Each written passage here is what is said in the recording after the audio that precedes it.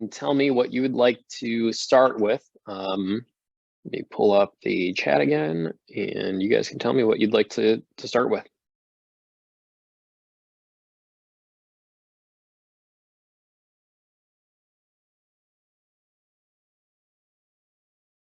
Well, we got finance, so we will jump into finance.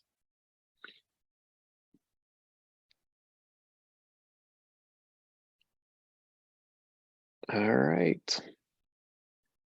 Let me shrink this size down a little bit so we can see it.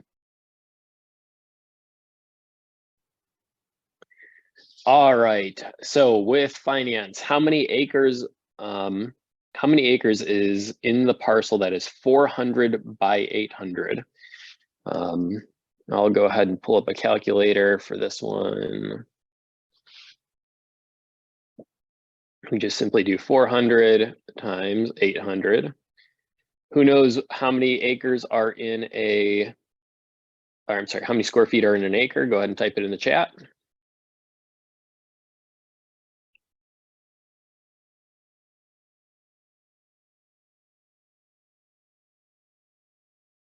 $43,560 is the magical number. That is not the right number. I just had 400 by 800 equals divided by 43,560.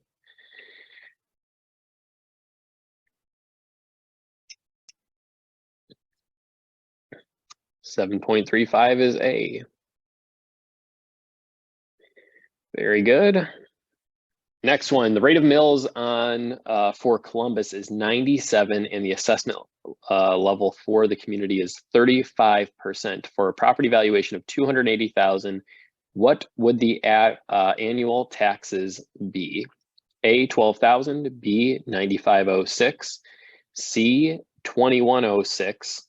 I'm sorry, 21,160, or D, 6,500.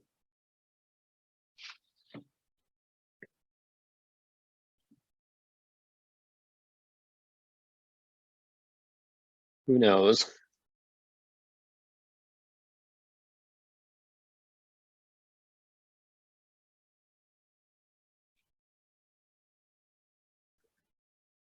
Looks like everyone is getting B. If you don't know that math, the assessment number is going to be multiplied into the 280,000, which gives us 98,000, divided by 1,000 equals 98 times 97 is, which is the mill rate, which is going to be 9,506. Looks like everyone got that. We won't spend any more time on it. Next question, an instrument used to transfer title from a trustee to the equitable owner of real estate when title was held as collateral for security of a debt is most often called a deed what? An instrument used to transfer title from a trustee to the equitable owner of real estate.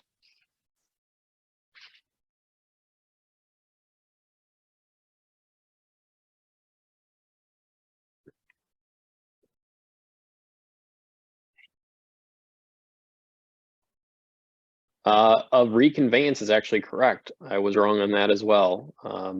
So in certain title theory states, within a home purchaser gives a deed of trust to the bank instead of a mortgage. When the loan is paid in full, the trustee holding the property in trust will execute the deed of reconveyance to the title of the property back to the homeowner. Deed restrictions are recorded when land is developed. Yes, deed in lieu of foreclosure is when the mortgagor gives title back to the bank, so that the bank does not have to foreclose. A deed of trust is an instrument held by a third party as a security for the payment of a note. Let me get this one more person in our room. We've got a couple more here. All right, let's continue on. Next question. George has been turned down by 3 lenders and finds one who will make the loan if he will pay 2% more in interest than the statutory limit. The lender is guilty of impressing the boss. Looks like everyone is typing B, and that is correct. Next one, an owner of a building fence, an owner is building a fence on 3 sides of a property. If the fence will go from the frontage depth to the lot along the back of the lot, how many linear feet of fencing do we need to fence 3 sides? That is 200 by 180. So it's 200 frontage, 180 deep.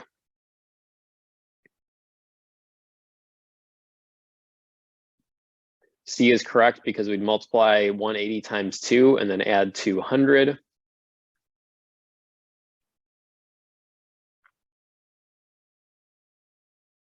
We will keep moving on.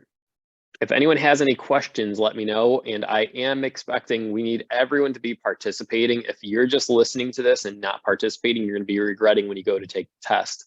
Let's make sure we are all participating. How many square feet are in an acre? Seeing a bunch of A's, we already covered that, and that is correct.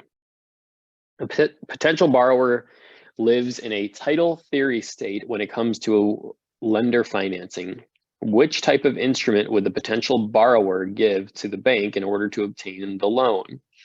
A, mortgage, B, deed of reconveyance, C, deed of trust, D, deed in lieu of foreclosure.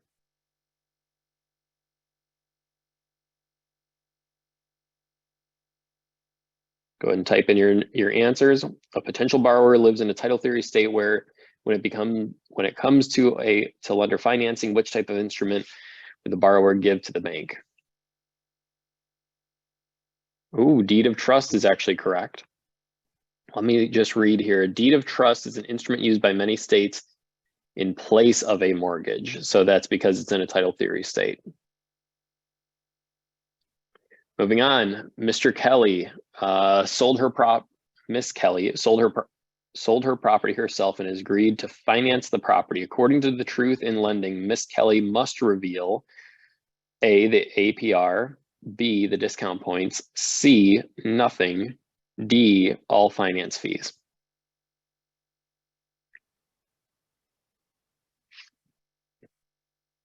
I believe it's going to be D, and yet it's actually nothing. So if you do finance your property yourself, you are going to have absolutely nothing. The seller of a purchase money mortgage is not bound by truth in lending laws, which require disclosure of APR, finance fees, and discount points from lenders only. Next question, a bank notifies a homeowner that she is delinquent on her mortgage and threatens foreclosure. The homeowner offers to give the property to the bank if the bank will not file the foreclosure suit against her. This process is known as A, deed in lieu of foreclosure, B, quitclaim deed, C, deed of trust, or D, deficiency judgment.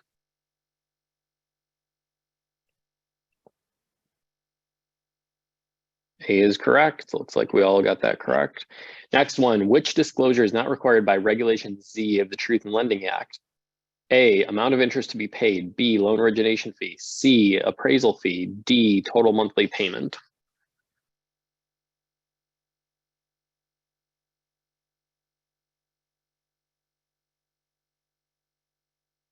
C is correct. All right, let's go back to the home screen. What would you like to do next? I'm scrolling through here. First one to type, we'll get it.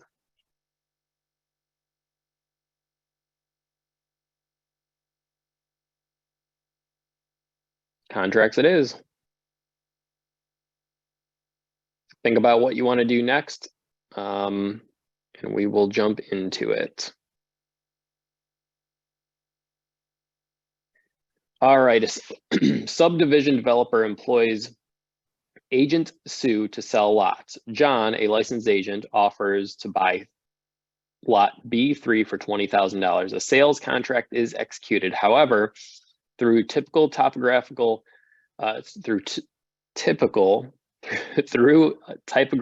error that no one noticed, the contract identified the lot as D3, which was listed as $25,000. Which is the contract status? So there was a typo more or less in the contract. It said D3 instead of B3. What is the contract status? A, enforceable, B, void, C, invalid, or D, voidable? I believe D, voidable is correct, and it is. Because it was a typo, it can be voided if they need, if the buyer wants to, or the buyer can continue through it. Next question, broker Alice conveys an offer from her client to broker Betty, wherein Alice's client wishes to purchase a 300-acre farm by giving broker Betty's client $100,000, 2 one-year-old tractors, and 50 head of Black Angus cattle.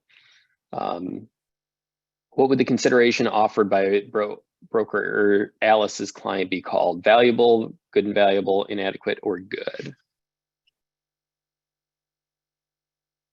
Valuable is correct. Looks like we all got that one. Next one, broker Bruce is working for client Jim, who wanted to buy a lot from Tom. Bruce submits to Tom a purchase and sale agreement. It is signed by Jim and stipulates a price of $25,000, a sales commission of 6%, and closing within 90 days. Tom accepts the price, changes the commission rate to 5%, the closing period to 45, initials the changes, and signs and returns the contract to broker Bruce, who gives it to Jim.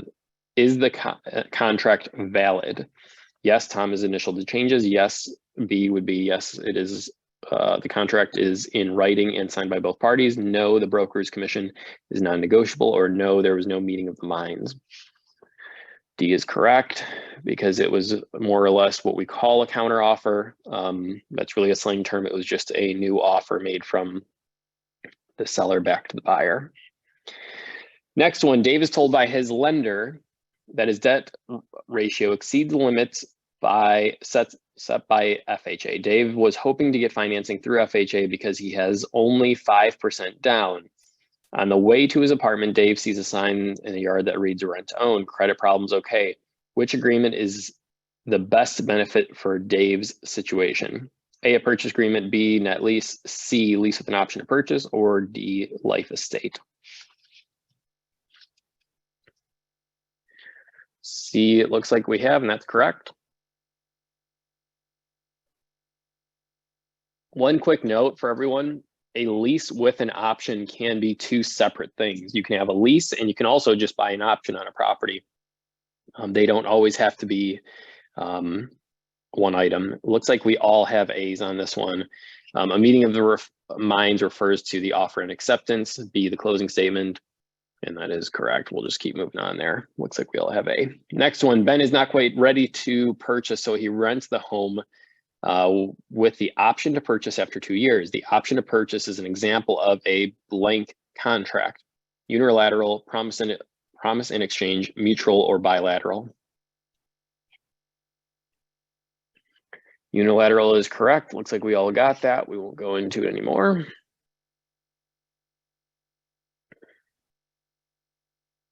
All right, next question. A home buyer wishes to make an offer on a home, but little money on the contract, but has little money. On the contract, he puts on 0%, 0 down as earnest money. Which of the following is true regarding the validity of the contract?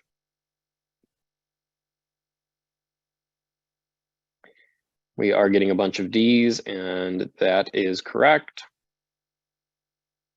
Keep moving on. Colin makes an offer to buy a seller's property and gives the seller $2,000 as earnest money. Before the seller decides to accept the offer, Colin calls the seller and announces that he is withdrawing the offer and asks the seller to return the earnest money. Which statement is true? A, the seller is going to keep the earnest money. B, the broker gets to keep the earnest money.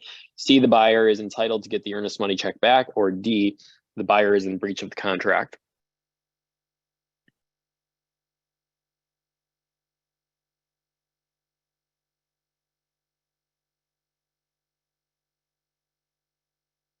C is correct. The buyer is not breaching the contract because the seller did not accept the offer yet, just so everyone is aware. It says before the seller decides to accept the offer. That's why he gets the earnest money back. Next question, a buyer and seller have agreed to all terms of a contract. Both have signed the document. One party would now like to make a change. How would this legally be accomplished?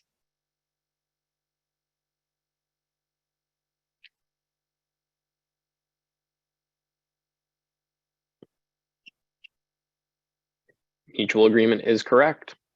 Looks like we all got that. Next one. Seller Sam decides to purchase buyer Bob's home.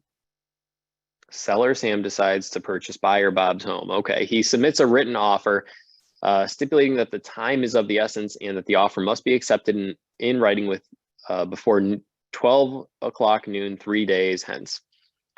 On the third day at 11:30 a.m., buyer Bob telephones the seller Sam to say he has decided to accept the offer as written.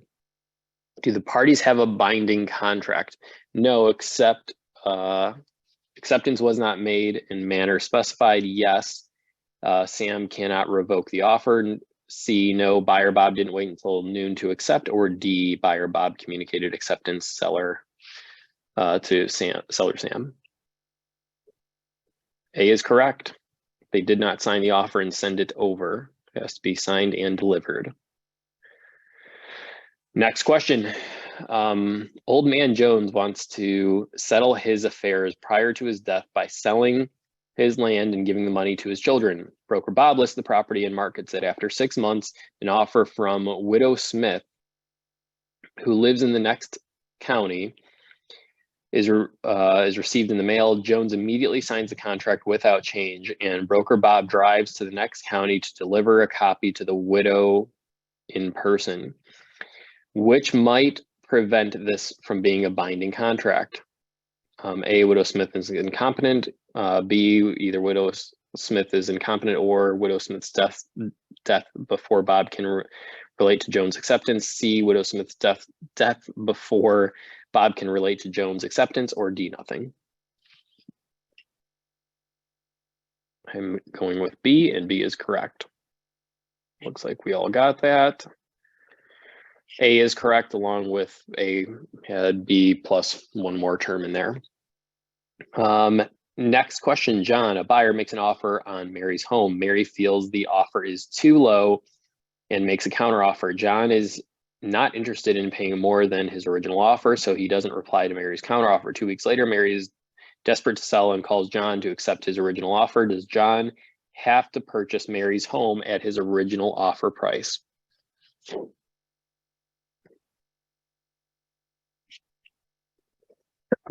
Excuse me. I'm trying to click mute and then pulling away too quickly. A is correct. No, John does not have an obligation to purchase. Mainly because she counteroffered. The moment you send another offer back, it invalidates the original offer. You can't go back and just go back on that first offer. Next question, the basic requirement for an offer includes both objective intent and subjective intent for a contract. B, objective intent. C, neither objective intent or subjective intent to contract. Or D, subjective intent to contract. I believe it is going to be B, and that is correct.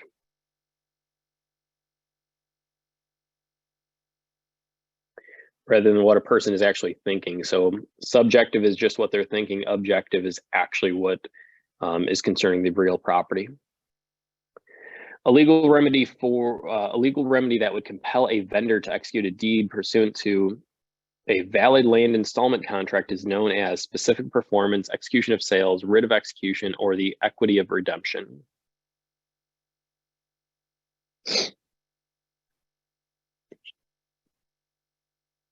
I believe it is A, and that is correct. More or less means a seller or a buyer to actually do what they say they're going to do. You can actually go seller to buyer or buyer to seller. Next question. Susan offered to trade her 4-bedroom, 3-story townhome near the subway station for John's 1-room cabin in the mountains. John promptly accepted her offer. A week later, Susan's attorney's office, they signed a contract setting forth an even swap in light of apparent wide disparity of the values of the two properties. Is Susan's obligation to fulfill her side of the agreement if she changes her mind before closing? Is Susan obligated to fulfill her side of the contract? A, yes, if all elements of a valid contract are present, the adequacy of the equivalency of the consideration is not critical to the validity. That is correct. Look at us getting 100%. Next session we would like to do is go ahead and look at your screen and let me know.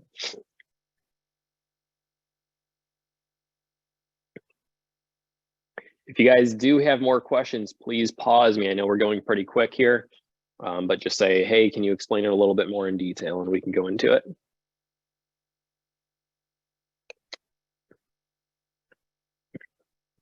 Calculation, is that actually, yeah, we do have real estate calculations here.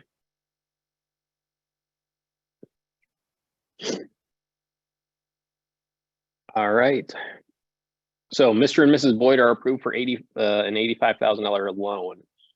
Their monthly payments will be $975 per 1,000 for 30 years. How much interest will they pay over the life of their loan? So we have an $85,000 loan. And we're going to, let's see, divide that by 1,000.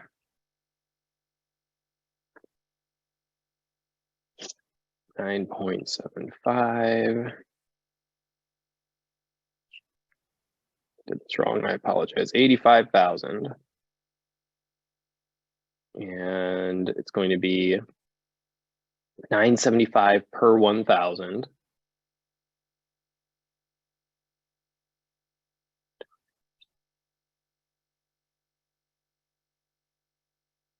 That is not what we are doing here. I'm doing this backwards.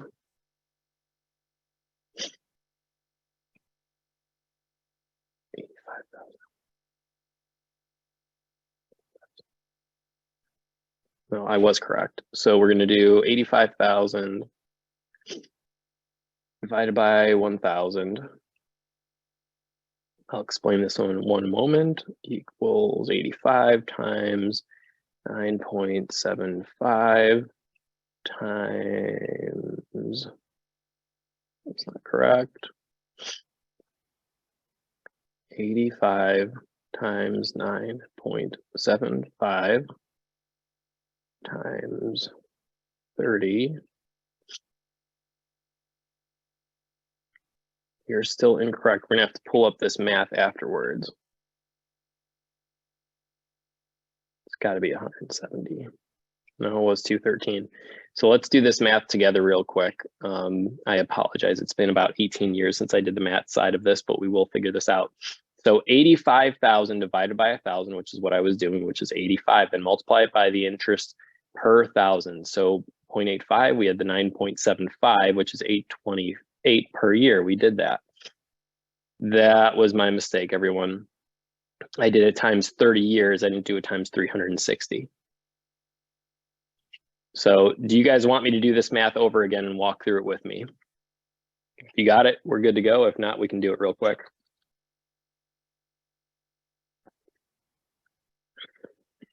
Okay, so we have an $85,000 loan. I want everybody to write this down and think it through. We have a monthly, their monthly payments will be $975 per $1,000 per 30 years. So we're going to divide this by the $1,000, right? Oh,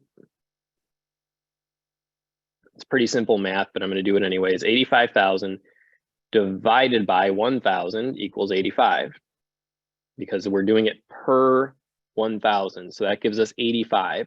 We're then going to multiply that times 975.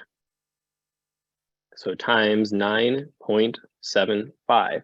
If we take that 975, it gives us our 828.75. That is per month. So if we have 30 years and there's 12 months in a year, that's going to give us 360 months. So we multiply that times 360. And we have our principal and interest of 298,350. We subtract the original loan amount of 85,000 because that is our principal, and 213,350. Does anyone have any questions on that? Speak up if you do.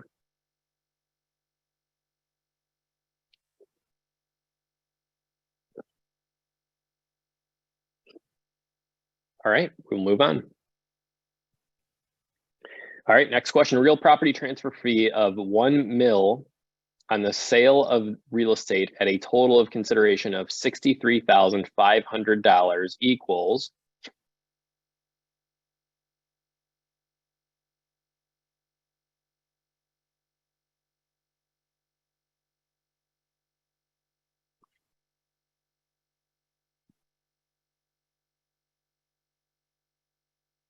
B is the correct answer. 1 mil is going to move the decimal 3 spots. That's the best way to remember that. 1 mil is going to move the decimal 3 spots. 1 mil or 1,000, 1/1000s. All right, a property sale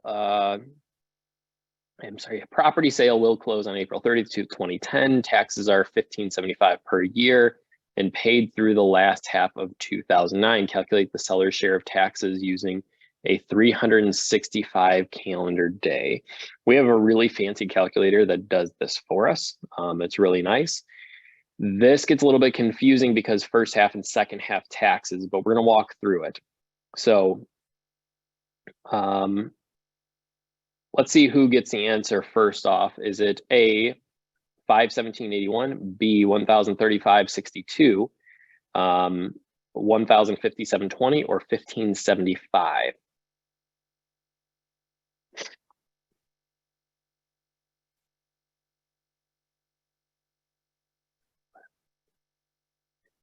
All right. So does everybody have their answers in? It doesn't look like anybody answered for this one specifically. So the way we want to look at this is the taxes were paid through the last half of 2009, meaning that January, February, and April have not been paid. So that means that we have 3 months of non-payment that we have to pay for. So that would be the equivalency of approximately, this is how I'm doing the quick math when we have multiple choice here. A is correct, but the way I'm coming up with this very quickly, logically thinking, I'm gonna show you real quick and then we'll do the actual math. So we do 1,575 and I look at 3 divided by 12 because we have 3 months, right? January, February, March, April, 4 months we have. So 4 divided by 12 is going to give us pretty much a third of a ratio. And then we multiply that times 1,575. And this is not going to be the exact number, but it's going to get us the closest, 524. So that tells us 517.81. This is me logically thinking. I'll show you how the math works momentarily though. All we do is we take the days of the calendar year. And you can see they did this down here for us. 31 in January, 28 in February, 31 and 30. So that's 120 days divided by 165. 120 divided by 365 is the same thing I did when I did 3 divided by 12. It gives us, instead of that 33% ratio, it gives us 32%. We multiply that times the 1,575, which is the full year. And that should give us the exact number. 517.81. There it is. Any questions on that? I know that's a little bit confusing. If you have any questions, speak up. I'm happy to dive deeper into it if we need. The confusing part about taxes is figuring out when the last tax payment was made. They made it very clear here, and they told us it was paid through the end of 2009. So just think logically, January, February, March, and April were not paid. So you just have to figure out 4/12 of the year, or whatever that actual number was. Was that the quick math, the way you did, and will it work every time? It gives us a general ballpark. And the reason I do it that way is when I'm calculating net sheets for sellers, I'm double checking my math calculator. We have an automatic thing that does this for us. We just say first half or second half was or was not paid. We punch in the closing date and it auto calculates for us. So if we have multiple choice for your test, it will work. If we are just looking at a net sheet or a HUD settlement statement, our ballpark number works just fine, doing 3/12 or 4/12. That will not work for your test. You will have to calculate the days of the month. The only difference that I did is I said I'm 4/12 of the year, which is a third of the year, where the reality was it was 32% of the year, not 33%, because a third is 33 with 3 repeating. When we actually counted the days, that's where it came to that. So make sure you know the trick of how to calculate how many days are in a year. If you don't know, like there's a lot of different tricks. One of them is counting your knuckles, starting here and then double counting your last. So January is your high month, so that's 31 days. February is a low month. February is the exception to the rule that it's always 28. March is 31, 30, 30, 31, 30, 30, 30. So you count your pinky twice and then come back across. That's the best way that you can calculate. Unfortunately, with the test, you're going to have to come up with some kind of goofy way to do that. That's the best way I know. So again, January, you start on the peak of your knuckle, and then January, February is the lower month, higher month, lower month, higher month, lower month. And just remember, February's got 28, except for leap year. So again, I'm wanting everybody to think logically through the problem before they're just doing math. If you're just like if you're just punching in numbers and not associating it with real life, it's a little bit hard, at least for me. So I went through it the first way of thinking logically, and then we did the exact math the second way. I hope that was helpful. But yeah, it's a good way to just kind of do a self check on you and say, yeah, I'm in the right ballpark. All right, we'll keep moving forward. A real estate agent has a written offer.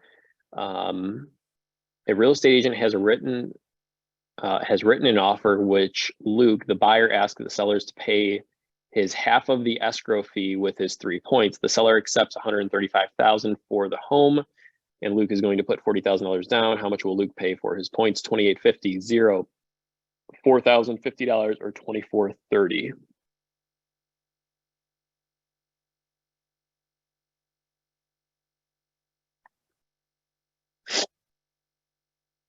B is correct. It's because the seller is going to be paying that. Keep moving on. A real estate agent presented an offer in which a buyer asked the sellers to pay half the escrow fee and his 3 points. The seller accepted $195,000 for the home, and the buyer is going to put $55,000 down. How much will the seller pay towards the buyer's points?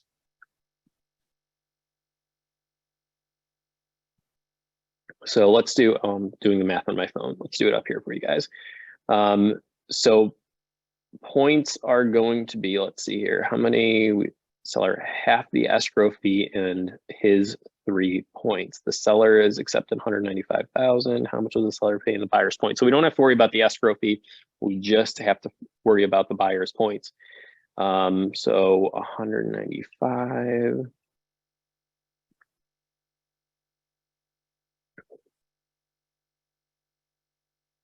$58.50. What did I do here? Not doing the loan amount.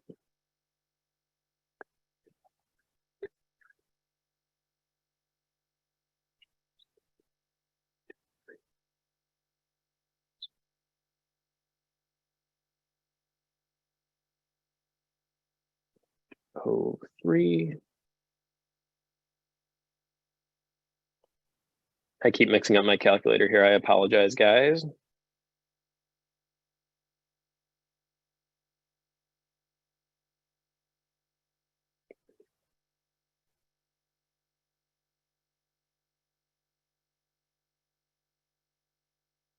B is correct, 195.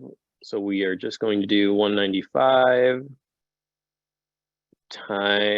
subtracting. We're going to be taking out the 55,000 for the down payment, which is $140,000 loan amount. And then we're multiplying that times the 3%. That gives us our 4,200. Just remember that on my first one, I made a mistake. I didn't pull out the down payment. Don't forget, points are just on loan amounts. Next one, if the loan value is 80% and the property appraised for $95,600 and sold for $98,000, how much would the purchaser be permitted to borrow? A, $76,480, B, $67,840, C, $83,600, or D, $78,640.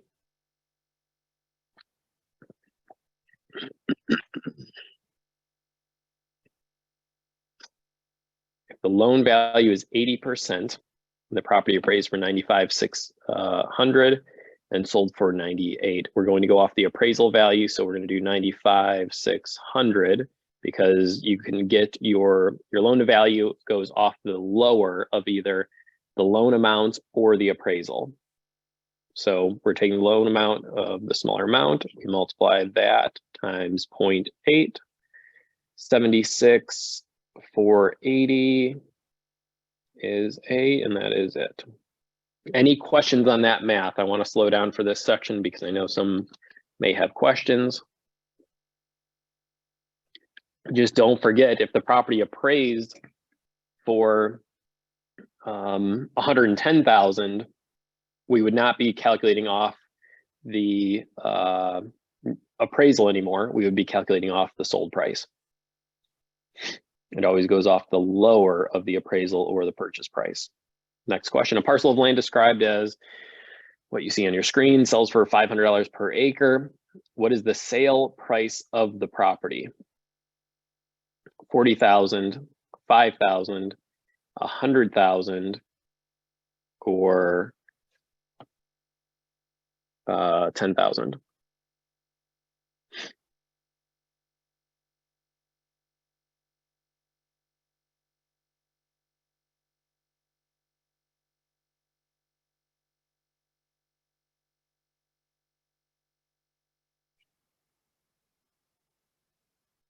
B is correct, and you can see how this is done. 640 acres in the section. We divide using the denominators, divide 640 by 4 and 4 again and 4 again to arrive at 10 acres. 10 acres times 500 is 5,000. Mortgagor had a $67,000 loan at 5.5%. What would be the new principal? What would the new principal be after the third payment if the monthly payment was $325?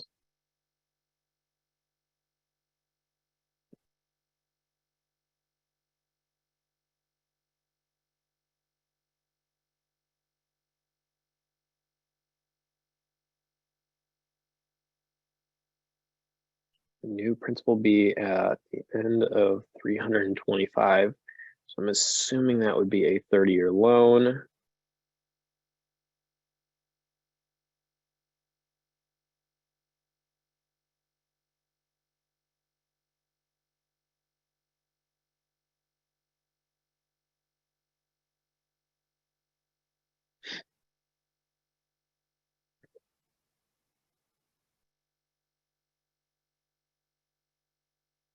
This should be, let's see, that's going to be 66.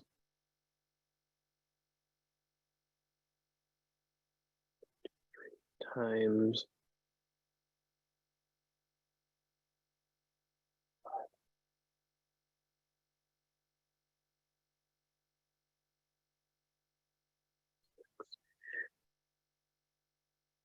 It is 66,946. Let's run through this because we actually have to do the 5.5 here. All right, so we have $67,000. Let me pull this up for everyone. This, oh, shoot. I click save and exit. Give me 1 second, see if we can get back to that.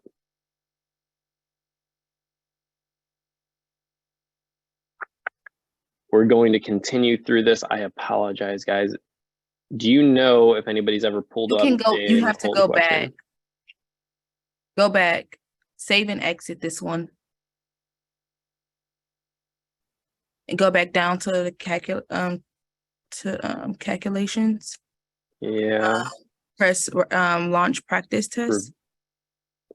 that's where And we then just go were. to the second one right here. You see on the side, incomplete, November 15th. This one, yeah, continue. Yeah, Look that at that. one. That was the second one we would have done. Perfect. Thank Yeah, you so much. you're welcome.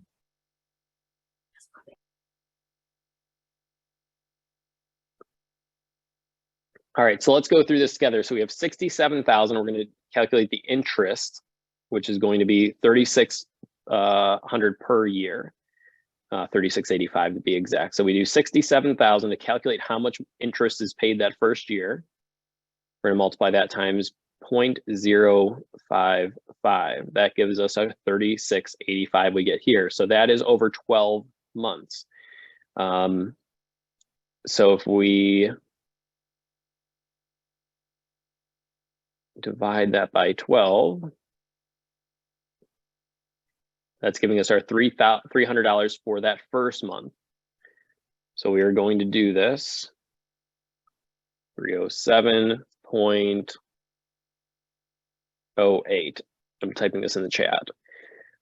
This is where the amortization gets a little bit more challenging. So subtract that month's interest to find out how much moves forward towards the actual price, which is 325. So we have 1,700. We do 325, which is our total monthly payment, minus the 307.08, and we see that there's $18 approximately, so 1791.67 for the second monthly payment. We are then going to subtract that from our original amount of $67,000, which gives us $66,982, right? Because we have to figure out the total principal balance for the next month. Then we're going to do the same math again. Who knows what that math is? We're going to do 66,000 without reading. Think about this logically. 66,982 and 84 cents. I'm sorry, and 8 cents, 8.4 cents. What are we going to multiply that by? We're going to multiply that times the interest rate again. So when we do that again, so we'll do this up here, even though it's written down, 66,982.084 times 0.055 equals, I'm sorry, I did multiply. 60, no, that was right. 66,982.084. And we're going to multiply that times 0.055. That gives us 3,600. Now we divide that for our interest payment divided by 12. That's going to give us $307, almost exactly. So I'm typing in these amounts that are on here, 307.08. I'm sorry, 307.00 actually on this one. And let's do this one more time. The next one would be calculated off of 66,964.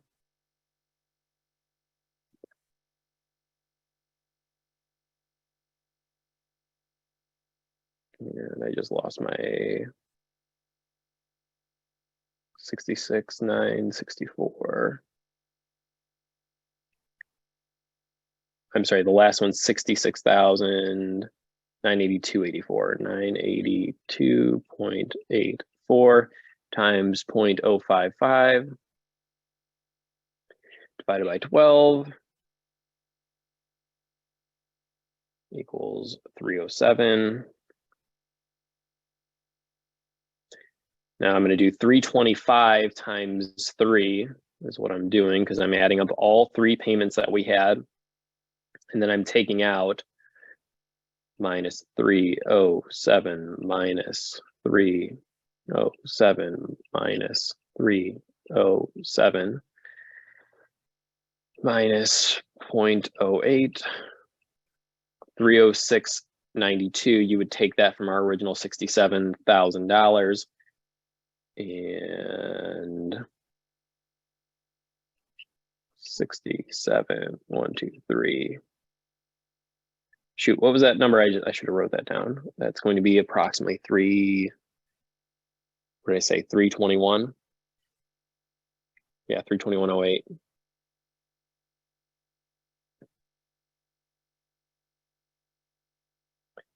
66, 946. We did that wrong still. I apologize. Do you guys want me to do this one more time live in front of you? I want to make sure everyone gets this. I know this math is a little bit confusing, but what we're doing very quickly, I'll just show you a quick item. We're taking our original loan amount to figure out the amortization rate. We're going to multiply the total amount by the interest rate. So that's 0.055. And this happens on a monthly basis. So that's 36.85. We divide that by 12. This is the interest that comes, that's the interest payment for the first month only. Then we have to figure out the principal, which is the remaining amount, which is the difference between 325 and 307, which is 1791, 1792 technically, if you want to round up. So that is how much comes off that principal. So 1791 came off this principal amount for that first month. We would then calculate that exact same number minus that $18 off that first month and then continue on until we get there. So just remember, you have to calculate each month that way. It's a lot easier with just putting this into a amortization schedule and running it that way. So does anyone have any questions specifically on this? Please speak up. I'm happy to answer it for you. If not, we can move on.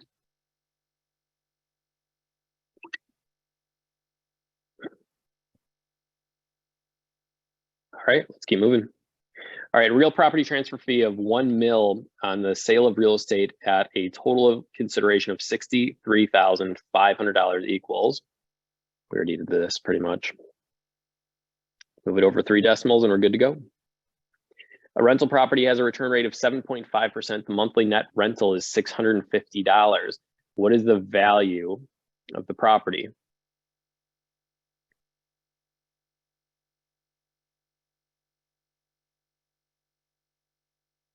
So we're going to do is 650. When we talk about return rates, those are yearly. So we have to multiply that times 12. So $7,800 is the net profit of the property. So that's 7.5%. So we're going to divide by 0.075. $104,000 is the number. Real easy to look at this. We want to look at $104,000 and go, okay, if I'm making 7.5%, how much is 7.5% of 100,000? $7,500. Again, think logically about this. So $100,000, if I own a $100,000 property, my net proceeds should be $7,500. And we just back calculated it from there. Does anybody have questions on that? You can take a photo of the what's in writing at the bottom if you'd like.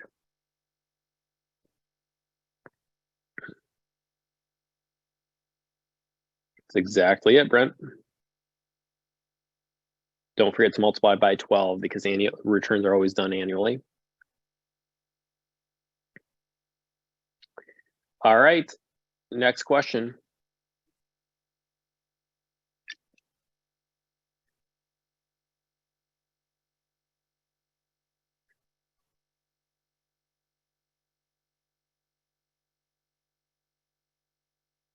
We want to go into, we have time for one more here.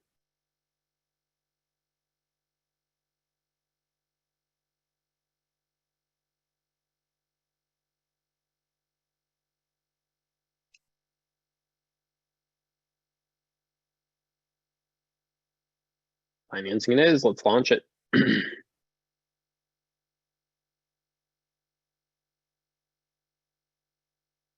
know what, you are right.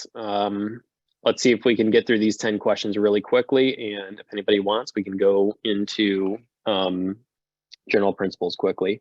Which class is protected under Equal Credit Opportunity Act, but is not protected under the Federal Fair Housing Act?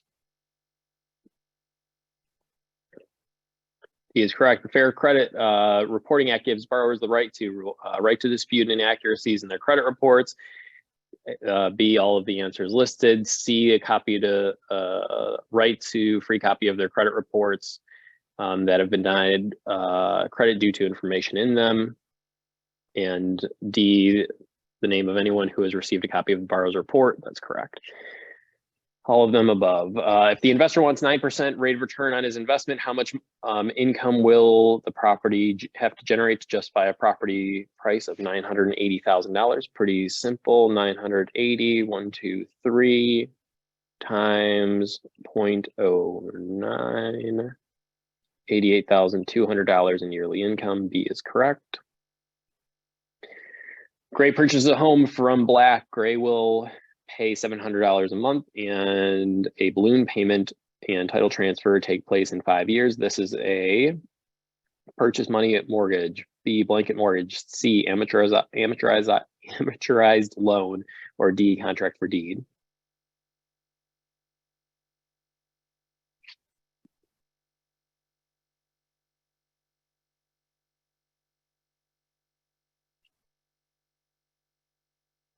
Contract for deed is the correct answer. A property description that uses natural monuments and markers and has a beginning and ending at the same point is known as a government rectangular survey, lot and block description, recorded plat subdivision, or meets and bounds description. Meets and bounds is correct. If the price of carpeting is $19 per square yard, how much will it cost to carpet a room 15 by 15? $475, $42.75, $750, or $1,100. Let's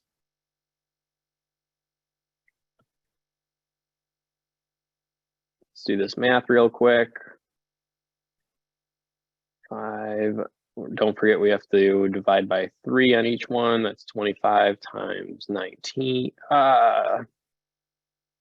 25 times 19. $475. All right, next question. Which federal statute requires a lender to give a borrower a statement of total interest being paid over the life of a loan? A, Fair Credit Reporting Act. B, Federal Fair Housing Act. C, Regulation Z. Or D, Equal Credit Opportunity Act.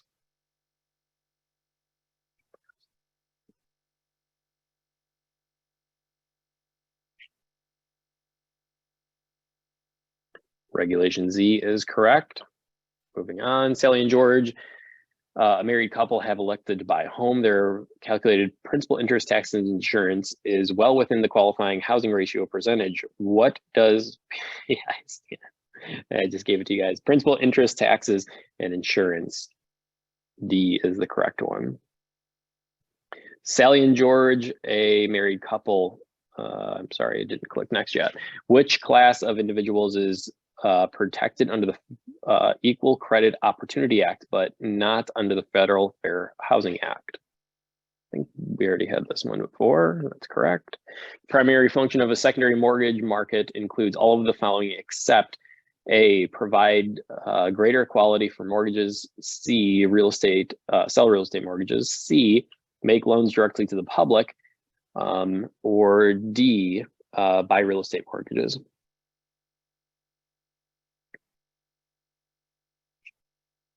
C is correct. All right, we've got 1 minute left. Let's get through, what do we say, general principles? Did we want general principles of agency? I would assume we don't have principles and practices, I don't think, in here.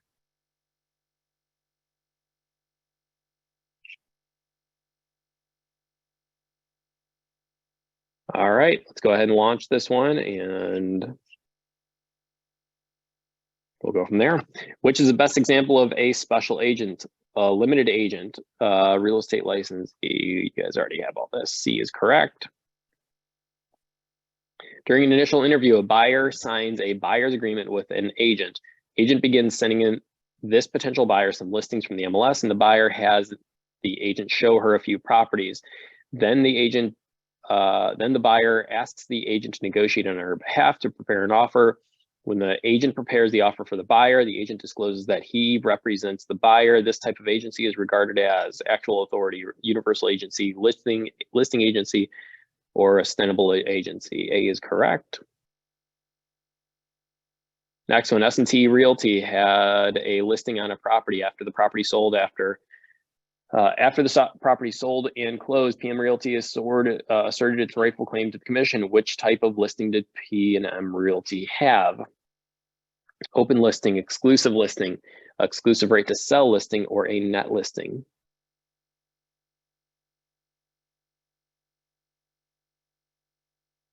Open listing is correct. Looks like we all have that. A licensee has secured her first listing contract. The licensee is most likely considered a special agent, general agent, universal agent, or limited agent. Special agent is correct. An agency relationship created through a listing contract can be terminated legally without recourse under which circumstance? When the listing broker dies, when the buyer dies, when the listing salesperson dies, or when the salesperson becomes mentally incompetent.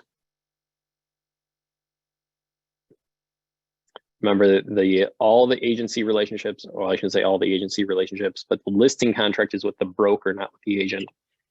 A person who is known as an attorney, in fact, is someone who has general agency, power of attorney, special agency, or implied authority. Power of attorney is correct. The broker that charges a fee to assist parties to a potential real estate transaction in communicating, negotiating, and performing the terms of an agreement. That the broker is not representative of either party. In this situation, a broker is defined as a buyer's agent, a facilitator, a seller's agent, or a dual agent.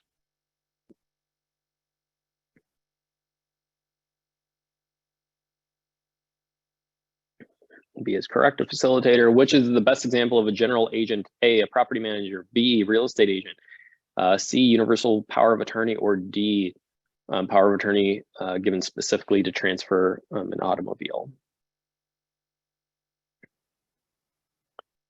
A is correct. Next one, a broker takes a listing from a seller.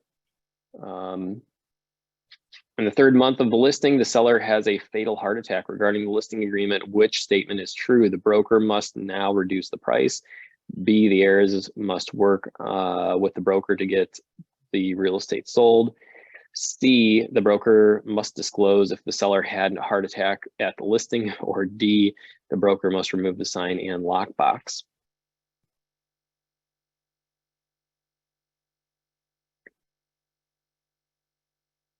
D is correct.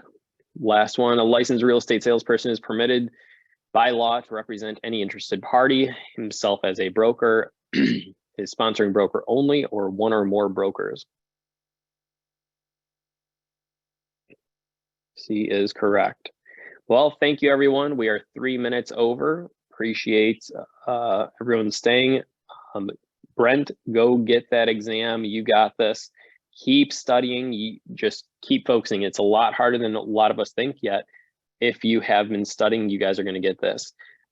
Keep practicing on it, keep learning, keep coming to these sessions, and you will be passing and coming to real estate sales meetings here shortly with me. We go over exactly how to get that done. So K guy, go get that national scheduled. And thanks for coming, everyone. Look forward to hearing from you soon.